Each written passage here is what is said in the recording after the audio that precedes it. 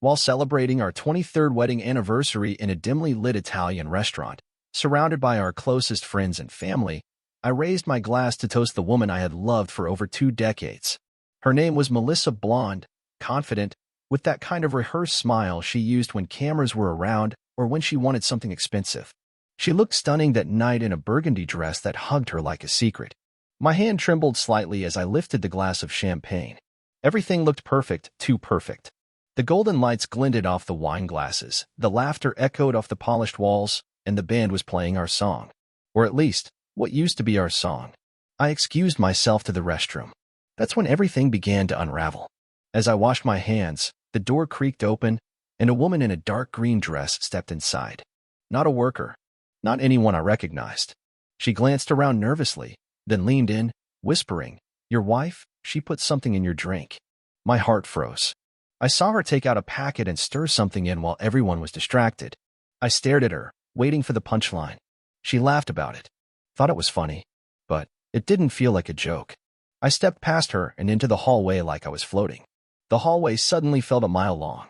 My footsteps sounded too loud. My breath was shallow. Back at the table, Melissa was laughing with Ethan, her brother-in-law, or so I thought. She reached for her glass as I sat down. I reached faster. I swapped our glasses. Smooth, invisible. I'd done nothing wrong, but adrenaline made it feel like I had just detonated a grenade. I smiled at her, forcing calm. She clinked her new glass against mine and said, "To forever." That was rich, coming from her. 12 minutes later, as the waiter served dessert, I noticed her blinking more than usual. Her mascara started to smudge. She giggled too loudly at something Ethan said. Then she tried to stand. Her knees buckled. The entire restaurant froze. "Whoa, babe," I said, catching her. "You okay?" She mumbled something incoherent, her mouth slack, her pupils glassy. I helped her sit back down, and people assumed maybe the champagne hit harder than expected. But I knew. She had drugged my drink. But I had given her her own dose of whatever the hell it was. Everyone chuckled awkwardly.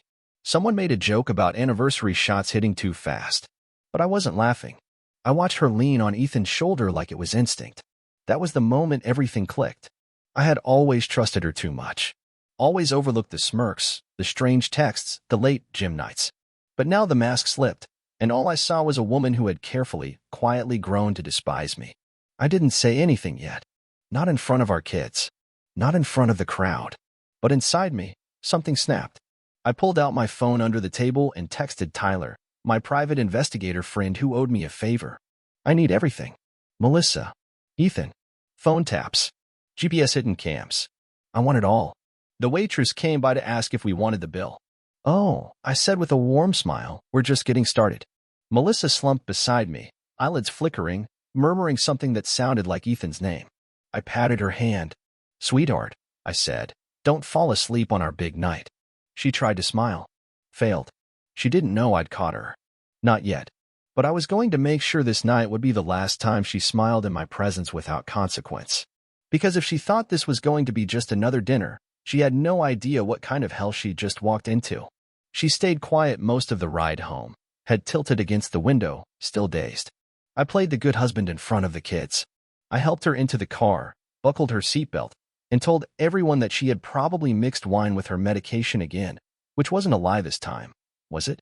In the rearview mirror, I saw Ethan texting nonstop. His thumbs danced across the screen like the night couldn't end fast enough. I made a mental note to check his phone records. Tyler replied with a thumbs up. That was all I needed. Back home, I guided Melissa to bed. She collapsed onto the mattress without grace. Her dress wrinkled, her hair tangled, her perfume no longer alluring. I pulled the covers over her. She looked so small now. So harmless. But nothing about her was harmless anymore. The moment the bedroom door clicked shut behind me, I went to the garage where I'd hidden the bugging kit. I had bought it months ago during a paranoid phase. Funny how I thought I was being overly dramatic back then. Turns out, I wasn't paranoid enough. I started with her car, a sleek white Lexus I bought her last Christmas. Under the dashboard, I slid in a tracker. Then I moved to her gym bag. I opened it, expecting yoga gear. What I found was a prepaid phone wrapped in her leggings. Burner. I didn't touch it, didn't turn it on. Just took photos. Evidence. I returned upstairs around 1 a.m. She was asleep, snoring lightly. I stared at her for a long minute. 23 years. And she chose this as her gift to me? The next morning, she was bright-eyed, acting like the night before hadn't happened. What happened to me last night? She asked between sips of black coffee. Felt like I got hit by a truck. You probably drank too fast, I said, my tone neutral. She laughed, shrugged, and leaned in to kiss my cheek. I let her. For now. I spent the next 3 days playing the part of a doting husband while I collected information. Tyler delivered fast. Phone logs. Video footage. Hotel receipts. Ethan and Melissa had been renting a suite once a week, every Thursday, for the last 4 months. Always the same hotel. Always under fake names. She used one of her old college IDs to check in. They even had room service delivered. Champagne, strawberries, body oil. She planned it all, down to the hour. There was footage, too. Them in the hallway.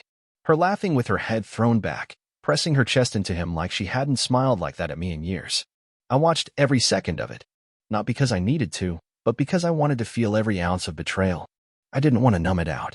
I wanted to burn it into memory. The confrontation didn't happen the way I expected. I didn't scream. I didn't throw things. That would have been a gift to her. A way for her to play the victim. No. I waited until Sunday. Family brunch at our house. Ethan was there. So was her sister Julia, their teenage kids, my daughter Chloe, our son Ryan. I stood up in the middle of the meal, lifted my glass again, and repeated the same toast from the restaurant. To 23 years, I said, meeting Melissa's gaze. Everyone clapped, raised their glasses. Then I added, and to the man who's been comforting my wife every Thursday afternoon. Ethan, how's that hotel suite treating you? Silence. Forks froze midair. Chloe's face went pale. Julia dropped her coffee cup. Melissa blinked, slow and rehearsed, like she didn't hear me right. Ethan tried to speak first, but I cut him off. I have receipts, Ethan. Video. Logs. You signed for room service with her fake name. By the way, Melissa, I slid the printed photo across the table. Her laughing. Hair tangled. In a towel. That's a nice look on you. Shame you never wore it for me. Melissa's face didn't crumble. No. That would have been human. She just rolled her eyes. Oh, grow up, she said, standing. It's not like we've been in love for years anyway. Everyone stared at her. Don't act surprised. You've been boring since 2015. I stared at her in disbelief. And that gives you the right to drug me? That was supposed to make you chill out and stop being so uptight. God, you take everything so personally. I could have lost it right there. Instead, I pulled out the final envelope. Inside, the divorce papers, asset division, and copies of her messages with Ethan. I had it all. And as the room crumbled around her, as her family turned away in disgust, as Ethan turned ghost white beside her, I walked away. Not because I was weak, but because I was done being her fool. She followed me out to the driveway barefoot, her voice sharp like broken glass. Oh, so now you're the victim, she snapped. You're acting like some hero because you pulled a gotcha moment in front of the family. Real mature, Liam. I kept walking.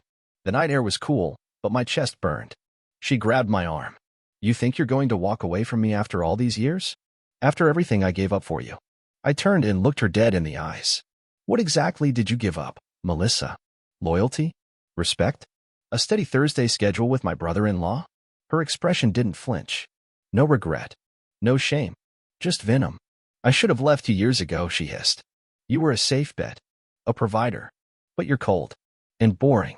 And watching you sit at that stupid desk every night made me feel like I was dying inside.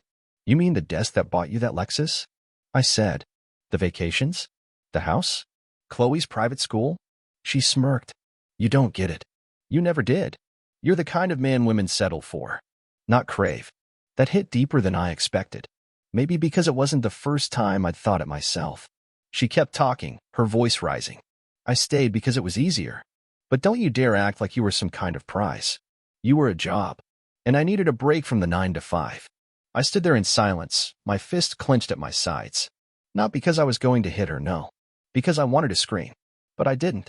Instead, I walked to my car. Opened the trunk. Took out a small suitcase. I'd packed it that morning. Just in case. You're leaving? She asked, arms crossed now like she had the upper hand. No, I said. You are. She laughed. Actually laughed. This is my house. I pulled out the deed from my bag, the one I transferred months ago when I started noticing the red flags. Not anymore. Her laugh faded. I saw this coming, I said. And I've had time to prepare. You were busy with Ethan while I was getting my ducks in a row. So let me make this simple. You're going to pack a bag, leave tonight, and you're going to sign the divorce papers. You're going to waive alimony because I've got the footage. The texts. The drugs. Everything. Her face dropped for the first time. I will burn your entire reputation to the ground if you push me. You'll lose your job, your friends, your image. I'll make you infamous in circles you thought worshipped you. So don't test me, Melissa. Not today. She stared at me like she was looking at someone she'd never met. You're not who I married, she whispered. No, I said. That man would have begged you to stay. I'm the one who watched him die the moment you chose Ethan. I turned my back on her again. Walked inside. I didn't care where she went. Didn't care who she called. That part of me, the part that clung to her, that hoped she'd come to her senses, that part was buried now. Upstairs, Chloe was sitting on the edge of the bed, her knees pulled to her chest. You okay, Dad? I nodded, swallowing the lump in my throat. I will be. She looked like she wanted to ask more. I didn't have the strength to say it out loud. That her mother had betrayed all of us. So I sat beside her, put my arm around her shoulders, and we just sat there in silence. Downstairs, the front door slammed. And with that, 23 years of lies walked out of my life. The morning after felt unreal. I woke up to silence. No Melissa brewing coffee, no perfume lingering in the hallway, no clatter of high heels across the marble floor. The house felt hollow, not empty, just clean, as if her absence had disinfected the place. I sat at the kitchen table, staring at a mug of untouched coffee, thinking about all the mornings I'd shared with her, blind to everything.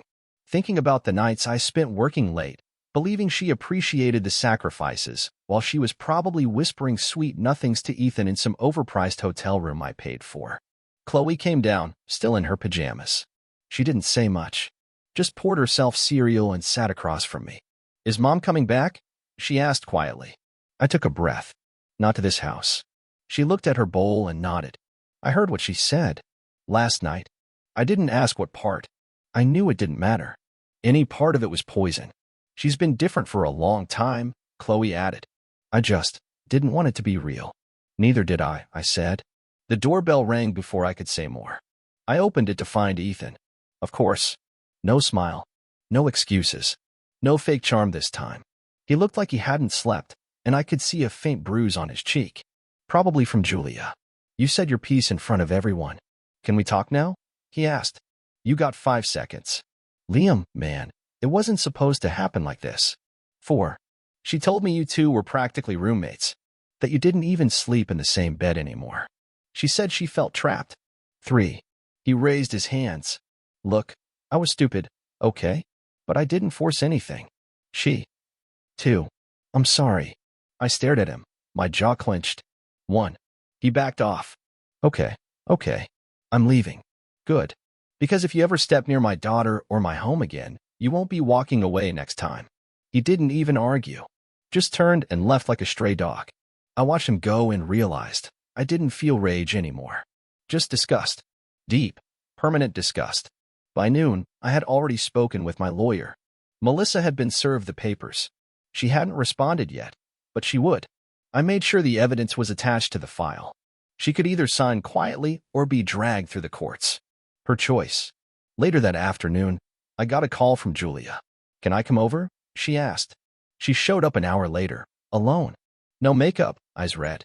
She looked more human than I'd ever seen her. I didn't know, she said the second I opened the door. I swear to you, Liam, I didn't know. I let her in. She sat at the same table Melissa used to sit at while pretending to scroll Pinterest, probably texting Ethan. I kicked him out, she said. And I told the kids everything. They deserve to know what kind of man he really is. I nodded. I'm sorry you had to find out like that. No, she said. I'm sorry I never saw what you were going through. You deserved better. We all did. We sat in silence again, a theme that seemed to be growing in my life, silence and clarity.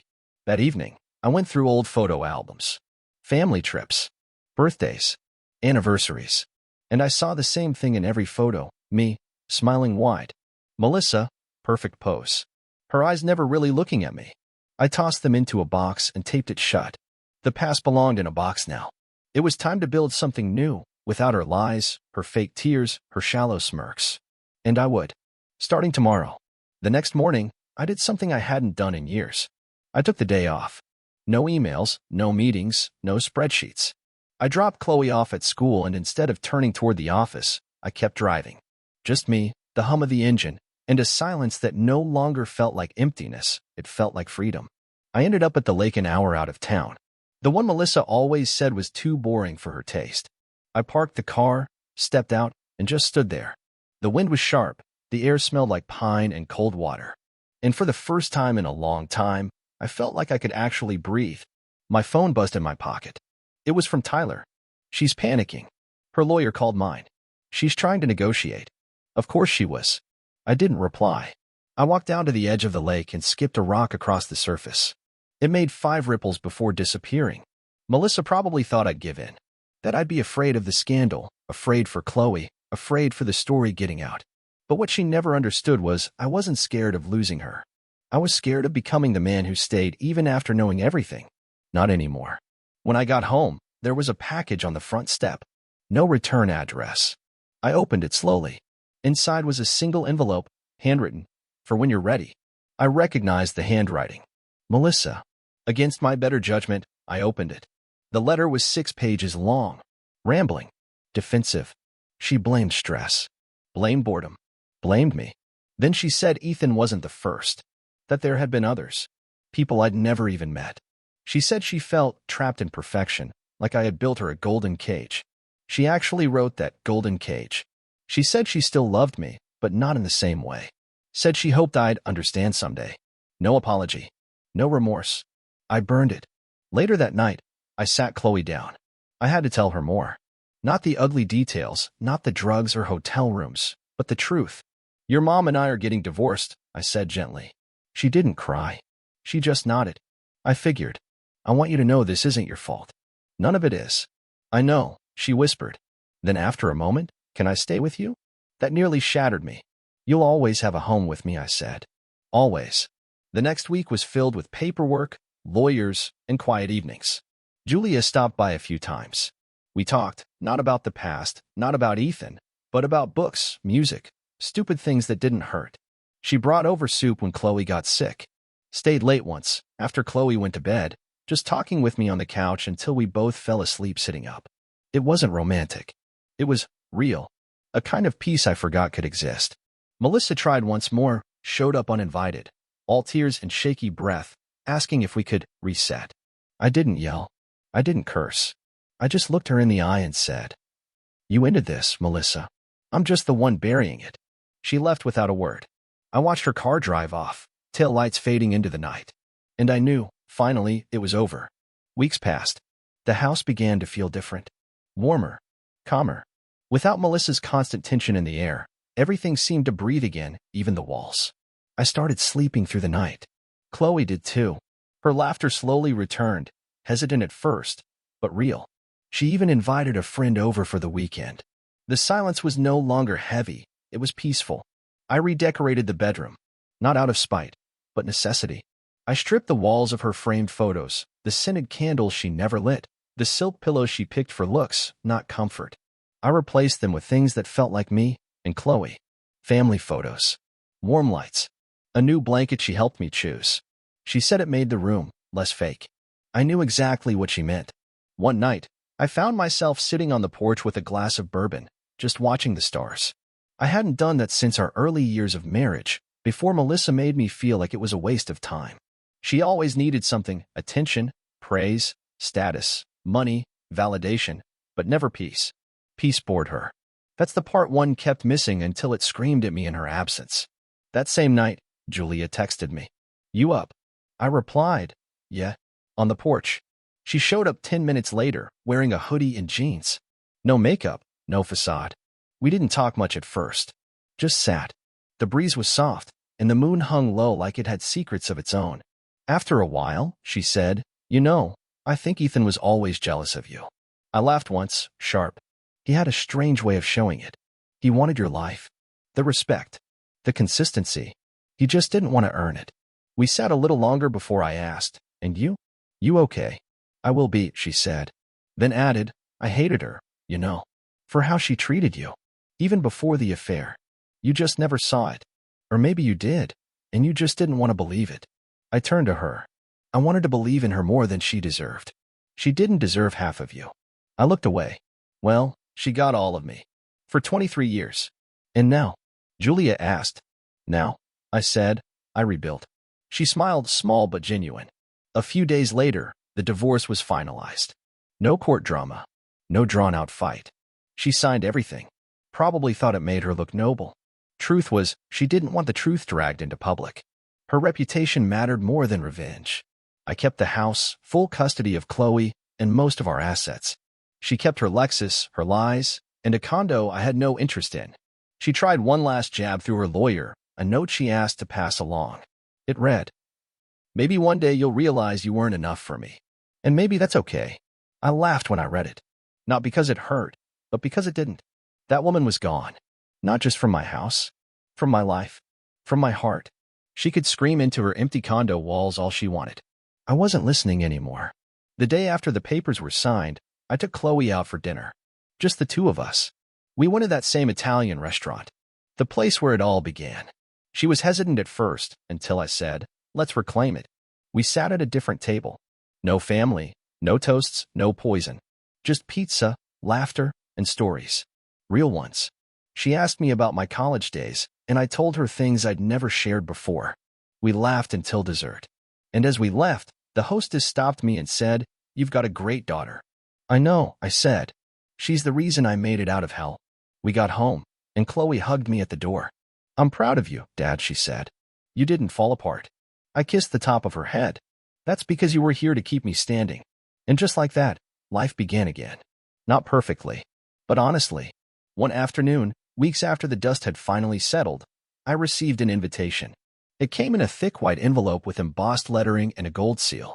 At first glance, I thought it was a joke, maybe from an old colleague or a clueless relative. But when I opened it, the grin on my face vanished. Ethan and Melissa were getting engaged. They had the audacity to send me an invitation. Not just that, Melissa's handwritten note inside read, "No hard feelings. Thought you'd want closure. We'd love for you and Chloe to come." There wasn't a word in the English language vile enough for what I felt in that moment. I didn't show the invite to Chloe. She didn't need to carry any more of Melissa's weight than she already did. I tossed the envelope in the trash, calmly, then took out the entire bag and burned it in the backyard fire pit. That night, I told Julia about it. We were having dinner on her patio. Just the two of us, under string lights and a summer sky. "They sent you an invite?" she asked, jaw tightening. I nodded. I guess I'm supposed to applaud their betrayal now. Julia stared into her wine glass. She's not even embarrassed. That's what's terrifying. She never was, I said. Even when she got caught. Even when I showed her the evidence. Her conscience was already sold off with the rest of her soul. Julia laughed bitterly. I used to envy her. Her confidence. Her looks. The way she always walked into a room like she owned it. I thought you two had it all figured out. She did own the room, I said. She just never wanted me standing in it. We ate in silence for a while, until Julia looked at me and said, "You know, they deserve each other." "Yeah," I replied. Like two parasites fighting over the same host. She chuckled, and then something shifted. She looked at me a little longer, her expression softer. "You're not the same man from a few months ago." I raised an eyebrow. "That bad, huh?" "No," she said, smiling. "That free." Later that night, I couldn't sleep. I sat on the edge of my bed, thinking. Not about Melissa, not anymore. I thought about how close I came to losing myself trying to keep something broken from falling apart. How long I lived in a house full of shadows and convinced myself it was just dim lighting. I opened my laptop and began writing. Not a rant. Not a journal. A letter. To myself. A reminder. She didn't break you. She freed you. I wrote about the moments I ignored. The sighs behind her smiles. The excuses. The Thursday evenings. I wrote about how I traded my self-worth for the illusion of stability. How I mistook survival for love. And then I wrote what mattered. You are not her shame. You are not her regret. You are your own resurrection. The next morning, I printed it and folded it into my wallet. Just in case I ever forgot. The wedding went on, of course. I heard about it from a mutual friend, some overpriced resort, champagne towers, a modern fairy tale theme. I didn't attend, but I sent a gift. A framed photo of Melissa and me from our wedding day, split down the middle. On the back, a handwritten note. Fairy tales end. This one just took longer than most. I never heard back. A few months later, Julia and I were still spending time together. It was slow, real, unforced. Chloe had grown close to her. Sometimes I caught her laughing in ways she hadn't in years. We weren't rushing anything. Neither of us needed saving, just someone who didn't flinch when the past echoed too loud. One night, as we sat watching Chloe paint in the living room, Julia leaned over and whispered, "You're doing good, Liam." I looked around. The quiet peace, the steady warmth, the freedom. "I finally believe it," I said. And I did. The year closed quietly. No chaos. No explosions. No final scene where someone begs for forgiveness or storms off into the night. Just peace. Melissa disappeared from our lives entirely. The last I heard, she moved to Miami with Ethan. Rumors floated back: infighting, financial problems, a canceled honeymoon, even a restraining order filed by one of his exes. None of it surprised me. I didn't care enough to follow the details. But sometimes I'd catch myself wondering, not about her, but about me. How I'd stayed so long. How I convinced myself that loyalty meant sacrifice. That pain was proof of love. That enduring her silence, her contempt, her cold smiles, was just part of being a man. It wasn't. It was weakness disguised as patience. One evening, Chloe and I sat watching an old movie. Something cheesy and warm, the kind Melissa would have mocked halfway through. Chloe laughed, leaned on my shoulder, and whispered, "You're happier now." I kissed the top of her head. "So are you." She nodded. "Mom doesn't call much. She's not ready to be the mom you deserve." Chloe didn't respond, but she didn't need to. Her silence said everything, not sadness. Acceptance. That's what healing looked like. Later that night, after she went to bed, I stepped outside. The stars were out again. Clear sky. No weight pressing down on my chest. Just air. Just now. Julia texted me. "Still up?" I replied. "Always." She sent back a photo of Chloe and her niece playing in the park earlier that day. A simple moment. A full one. And it hit me. I had stopped waiting for life to return to normal. I had built a new normal. One that didn't revolve around someone else's approval. One where love wasn't begged for, but shown. Where I wasn't walking on glass, but solid ground. This story didn't end with revenge. Or courtroom drama. Or some grand reckoning where she falls to her knees. It ended with something better. Me, whole again. Not because of someone else, but because I finally remembered who I was before I forgot. And if you're reading this, wondering if you're crazy for noticing the distance, the excuses, the lies, you're not. You're just waking up. Don't waste another year trying to glue together shattered trust. You don't need her to fall to pieces for you to rise. Let her rot in the castle she built on your pain. You rebuild. Stronger. Wiser. Free.